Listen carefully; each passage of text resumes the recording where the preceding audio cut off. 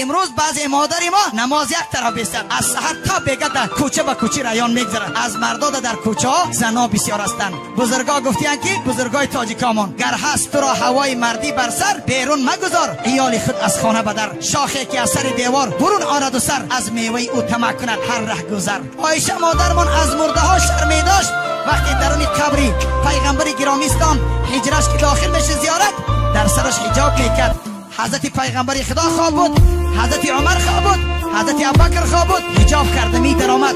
شاگرداش میگفتن که مادر جان چرا تو پیشتر حجاب نمی کردی، امروز حجاب کردیم؟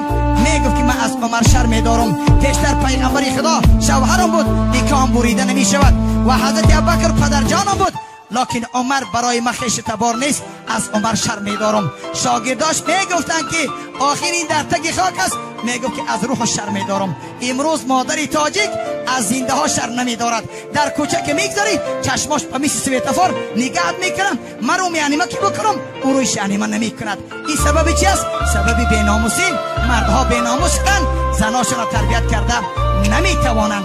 امروز چی بلازد است این مردمی تاجیک که فقط خانه انداز، دیتجه خانه انداز، ماشینی مکسیما بگی، ماشینی مرسیدس بگی. بچهش از راستی تلفن میکنم، خب دادا جان چی کمبودی داری؟ بچم دلار ندارم. آخ خدا خاک در سرت، نمیگی بچم بیا زن در کوچه گشت است، سطر ندارد، دختر یوبکه میپوشد، در کوچه های بازار کویبش میگردد، بیا دختر تا صاحب شو، بیا زن تا صاحب شو، از پولتم بیزارم، از دلارتم بیزارم. این گپ ماندگی بچم حاضر نیا. همسایه ماشین گرفت تا پولی ماشین کار نکردی؟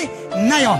همسایه دو احتاج خانه انداخت تا پولی همو راهی نکردی؟ نیا. روز میشه بیچاره که از دنیا میگذره، خانه‌اش این سرش میماند. فقط در عذاب روز قیامت به این کمبوتیمان، به این کیلونامون بی ستر، به این دخترامون بی ستر در این کوچه گشتشون ما چی کار میکرده باشیم؟ امروز تا دخترامون گوشبار طلا نباشن، دیوان نباشه، ما قرآن فراموش کردیم، حجاب فراموش کردیم. پدران عزیز دختر تا قرآن بوده، حجاب پوشانشه، بگو دختر جان خدا خدا برکت یاد. جوان عزیز وقتی به ناموسی آمده است، وقتی آمده است که مسلمانی تو آشکار بکن، زنی مسلمان بگی، در زنگیریت خطا نکن، از خانه بای نگی. خسرون بای گفته ماشین میخره تا زن تا آوردن خسرت میگیره یا سود میکنن یا خداوند میزنش در یک کارش، میبینی که به پول شد. دختری مسلمان بگی خدا برکتت میکرد. و طبق فرموده رسول اکرم زن از چهار جهت نکاح کرده میشد، فعلیک بدینها تربت یدا. پیغمبر خدا میگه دیندار بگی تو را خداوند آبرو میده.